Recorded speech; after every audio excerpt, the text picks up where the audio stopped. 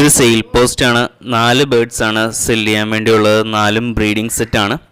ആദ്യമായിട്ട് പറഞ്ഞാൽ ഇപ്പോൾ കിങ് അത്യാവശ്യം നല്ല സൈസുള്ള കിങ്ങാണ്. നമ്മൾ നേരത്തെ ഒരു സാഹചര്യത്തിൽ കാണിച്ചിട്ടുള്ളതാണ്. ഇത് മേറ്റ് ചെയ്യുന്ന വീഡിയോ നമ്മൾ ഒരു തവണ പോസ്റ്റ് ചെയ്തിട്ടുണ്ടായിരുന്നു. അത്യാവശ്യം നല്ല സൈസുള്ള ബേർഡാണ്. അപ്പോഴും നമ്മൾ പറഞ്ഞിട്ടുണ്ടായിരുന്നു ഫീമെയിലിനാണ് കുറച്ചുകൂടെ സൈസ് തോന്നിക്കുക. മെയിലിനേക്കാളും സൈസ് ഫീമെയിലിനുള്ള രീതിയിൽ നല്ല കിങ് ആയിരുന്നു. അപ്പോൾ ഇതാണ് സെയിലിനുള്ള ഒരെണ്ണം കിങ്. അതുപോലെ തന്നെ സാറ്റിനെറ്റ്, അതായത് നമ്മുടെ ക്ലാസിക് ഓറിയൻ്റൽ സാറ്റിനാണിത്. മിസ് മാർക്ക് ഒന്നുമില്ലാത്ത ബേർഡാണ്. മിസ് മാർക്കും കാര്യങ്ങളൊന്നും ഇല്ലാത്ത ബേർഡാണ്. അതുപോലെ തന്നെ വേറെ 2 ബേർഡുകൾ കൂടെ ഉണ്ട്. അപ്പോൾ കിങ്ങിന് പുള്ളി ചോദിക്കുന്ന റേറ്റ് 8000 രൂപയാണ്. അതിൽ നെഗോസിയേഷൻ ഒന്നുമില്ല. അപ്പോൾ കറക്റ്റ് ആ ഒരു റേറ്റ് കൊടുക്കാൻ വില്ലിങ് ആയിട്ടുള്ളവർ മാത്രമേ കോണ്ടാക്റ്റ് ചെയ്യാവൂ. വേറെ നെഗോസിയേഷനൊന്നും അതിലില്ല. ഇത് ജാക്കോബിനാണ്. ജാക്കോബിൻ്റെ റേറ്റ് 6000 രൂപയാണ് പറയുന്നത്. ഇത് ഒരു തവണ എഗ് ചെയ്ത് കുഞ്ഞ് വിരിയിച്ചിട്ടുള്ളതാണ്. ഒരു തവണയാണ് എഗ് ചെയ്തിട്ടുള്ളത്, അത് കുഞ്ഞ് വിരിഞ്ഞിട്ടുള്ളതാണ്. അതുപോലെ തന്നെ കിങ്ങിൻ്റെ ആണെങ്കിൽ മേറ്റിംഗ് നടക്കുന്നുണ്ട്. ഇപ്പോൾ ഈ ഒരു 1 വീക്കായിട്ട് നല്ല രീതിയിൽ മേറ്റിംഗ് നടക്കുന്നുണ്ട് എന്നാണ് പറഞ്ഞേക്കുന്നത്. പിന്നെ അതുപോലെ സാറ്റിൻ്റെ കാര്യവും ഡീറ്റെയിൽസൊക്കെ നിങ്ങൾക്ക് ചോദിക്കാം. സാറ്റിന് പുള്ളി ചോദിക്കുന്ന റേറ്റ് 3500 രൂപയാണ്. ജാക്കോബിന് ചോദിക്കുന്ന റേറ്റ് 6000 രൂപയാണ്. അപ്പോൾ ഈ ബേർഡ് ഉള്ളത് എറണാകുളത്താണ്. എറണാകുളത്ത് നിന്ന് വേണം കളക്ട് ചെയ്യാൻ വേണ്ടി.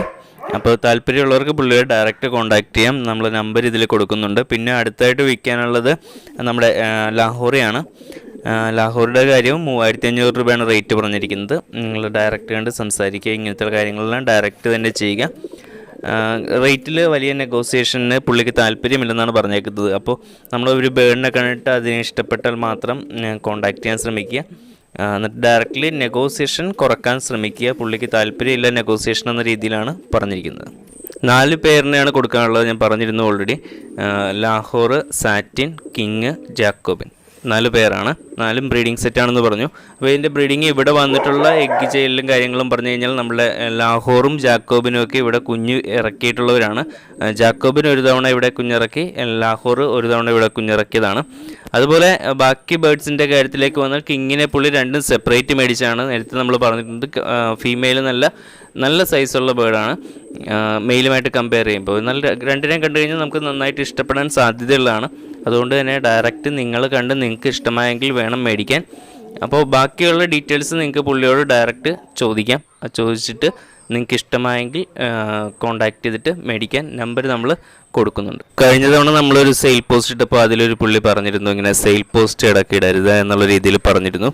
അതിനെ നമ്മൾ അക്സെപ്റ്റ് ചെയ്യാതിരുന്നിട്ടല്ല. മെയിനായിട്ടുള്ള കാര്യം മനസ്സിലാക്കുക. പെട്ടെന്നൊരു സാഹചര്യത്തിൽ ഒരാൾക്കൊരു ബേർഡിനെ സെല് ചെയ്യണമെന്നുണ്ടെങ്കിൽ അയാൾ ഡയറക്റ്റ്ലി കാണുന്ന അടുത്തുള്ള പെറ്റ് ഷോപ്പിലേക്ക് കൊണ്ടുവന്നു കഴിഞ്ഞാൽ എന്ത് റേറ്റ് ആയിരിക്കും കിട്ടുന്നത് എന്നുള്ളത് ഒരു ഏകദേശം നമ്മൾ ഈ ബേർഡ്സിനെയൊക്കെ സെല് ചെയ്തൊരു എക്സ്പീരിയൻസ് ഉണ്ടെങ്കിൽ മനസ്സിലാകും. നമ്മൾ അത്യാവശ്യ കാര്യത്തിനായിട്ട് ചെന്നിട്ട് ഒരു ബേർഡിനെ സെല് ചെയ്യാൻ നോക്കിയാൽ അവിടെ വരുന്ന അവസ്ഥ എന്തായിരിക്കും എന്നുള്ളത് നിങ്ങൾക്ക് ഊഹിക്കാം.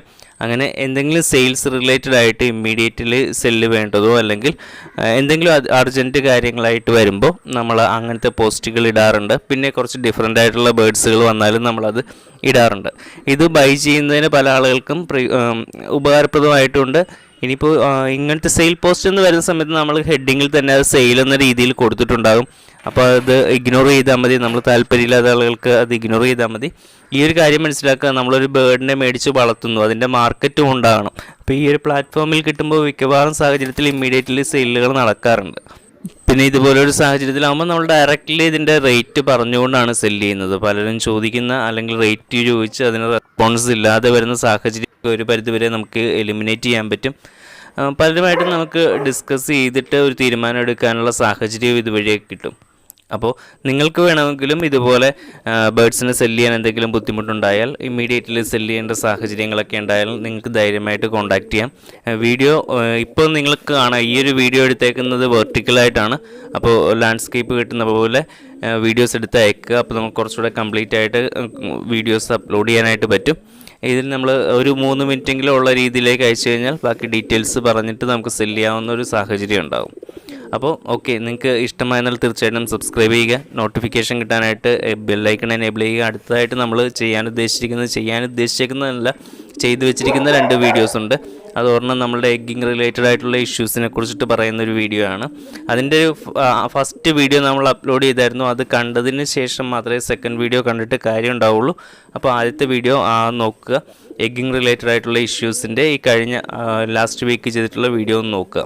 അപ്പോൾ 4 ബേഡ്സിൻ്റെ സെയിൽസിൻ്റെ കാര്യം നിങ്ങൾ ഡയറക്റ്റ് സംസാരിച്ച് തീരുമാനിക്കുക.